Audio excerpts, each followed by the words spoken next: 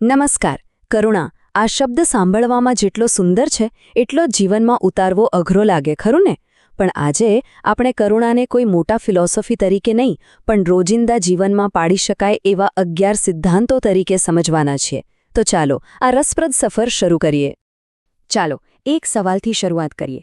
જરા વિચારો, શું થાય જો કરુણા ફક્ત અનુભવવાની વસ્તુ ન રહે, પણ એક ચેકલિસ્ટ જેવી બની જાય, જેને આપણે રોજબરોજ ટિક કરી શકીએ? બસ આ જ વિચાર આપણી આજની ચર્ચાનો પાયો છે. આ માત્ર ફીલ કરવા વિશે નથી, આ કંઈક કરવા વિશે છે. સારું, તો સૌથી પહેલાં એક વાત સાફ કરી લઈએ. કરુણા દીક્ષા કોઈ ધર્મ નથી, કોઈ પૂજાપાઠ કે કર્મકાંડ પણ નથી. આ તો બસ એક અંગત નિર્ણય છે, એક પ્રતિજ્ઞા છે, પોતાની અંદર રહેલી સંવેદનાને જગાડવાની અને એક વધુ સારા, વધુ દયાળુ માણસ તરીકે જીવવાની. અને આ વિચાર જ આખી વાતનો સાર છે કે ભાઈ, મોટા મોટા બદલાવની રાહ જોવાની જરૂર નથી. દુનિયાને બદલતા પહેલાં શરૂઆત પોતાની જાતથી કરી શકાય છે, અને કરુણાની શરૂઆત તો આપણા પોતાના અંદરથી જ થાય છે. કેટલું શક્તિશાળી વિચાર છે, નહીં? તો સવાલ એ છે કે આ સફર શરૂ ક્યાંથી થાય? જવાબ છે આપણા મનથી. આપણો પહેલો વિભાગ એ જ વાત પર છે કે કેવી રીતે દરેક કરુણાભર્યા કામનો જન્મ એક વિચારથી થાય છે. તો ચાલો સીધા જ આવીએ પહેલા અને સૌથી મૂળભૂત સિદ્ધાંત પર. એ સિદ્ધાંત જે આપણા વિચારો સાથે જોડાયેલો છે. પહેલો સિદ્ધાંત કહે છે, વિચારમાં પણ કોઈને નુકસાન પહોંચાડવાનો પ્રયાસ ન કરવો.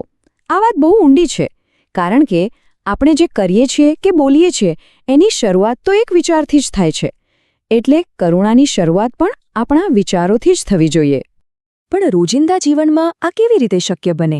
જો કોઈ સહકર્મી માટે તરત જ કોઈ અભિપ્રાય બાંધી લેવાને બદલે 1 સેકન્ડ અટકવું, અથવા તો પોતાની જાતને સતત કોસવાને બદલે થોડું પ્રોત્સાહન આપવું, આ નાના નાના માનસિક ફેરફાર જ મોટી શરૂઆત છે. સારું, તો વિચારોની આંતરિક દુનિયામાંથી હવે થોડા બહાર આવીએ. ચાલો જોઈએ કે આ કરુણાભર્યા વિચારો આપણા શબ્દો અને કામમાં કેવી રીતે દેખાઈ શકે છે. અહીં આપણે બીજા, ત્રીજા અને ચોથા સિદ્ધાંતને એક સાથે જોઈ રહ્યા છીએ, કારણ કે એ બધાએ એકબીજા સાથે જોડાયેલા છે. સિદ્ધાંત 2 કહે છે કે ગુસ્સામાં પણ ખરાબ શબ્દોથી બચો. સિદ્ધાંત 3 કહે છે કે નાની મોટી મદદનો મોકો ન છોડો. અને ચોથો સિદ્ધાંત આપણને વ્યસનોથી દૂર રહીને પોતાની અને બીજાની સંભાળ લેવાનું શીખવે છે. આ બધું જ એક્શનમાં કરુણા છે. હવે આપણે કરુણાનો વ્યાપ થોડો મોટો કરીએ છીએ, પોતાની જાતથી અને બીજા લોકોથી આગળ વધીને આપણા ગ્રહ અને આપણી આસપાસની પ્રકૃતિ સુધી.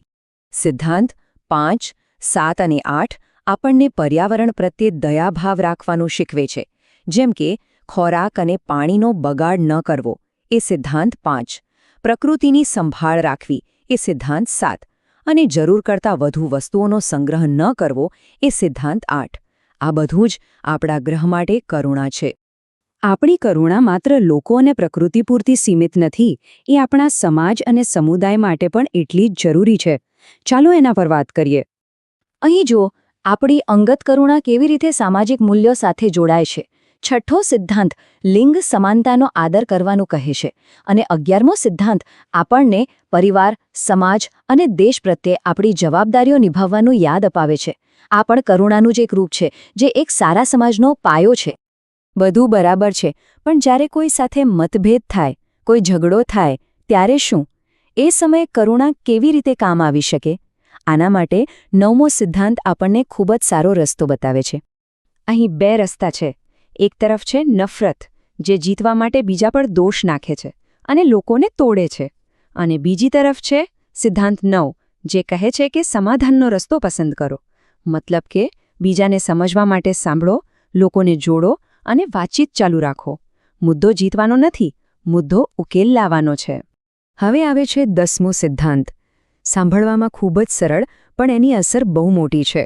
બસ એટલું જ કે દરરોજ ઓછામાં ઓછું એક સારું કામ કરો. આ આપણને રોજ એક પોઝિટિવ આદત પાડવા માટે પ્રેરણા આપે છે. અને આ કરવું કેટલું સહેલું છે ખબર છે? કોઈના સાચા દિલથી વખાણ કરવા, રસ્તા પર પડેલો કચરાનો એક ટુકડો ઉપાડી લેવો, કે પછી કોઈની સાથે એક સારી પોઝિટિવ વાત શેર કરવી. બસ આ નાના નાના કામ પણ ઘણો ફરક લાવી શકે છે. તો આ બધા સિદ્ધાંતોને સમજ્યા પછી આપણે ક્યાં પહોંચ્યા? ચાલો આખી વાતને એક અંતિમ શક્તિશાળી સંદેશમાં સમાવીએ. સાર એ જ છે કે કરુણા કોઈ પહાડ ચડવા જેવું અઘરું કામ નથી. એ તો બનેલી છે રોજની નાની નાની પસંદગીઓથી, આપણી દૈનિક આદતોથી, ચૂપચાપ કરેલા સારા કામોથી, એક સારા વિચારથી અને એક સમયે બસ એક જ પગલું ભરવાથી. તો બસ આ જ સવાલ સાથે આપણે અહીં અટકીએ છીએ. આ બધામાંથી કયો એક સિદ્ધાંત એવો છે જેની શરૂઆત આવતીકાલથી જ કરી શકાય? વિચારજો અને એ વિચાર સાથે જ પોતાની કરુણાની યાત્રા શરૂ કરજો.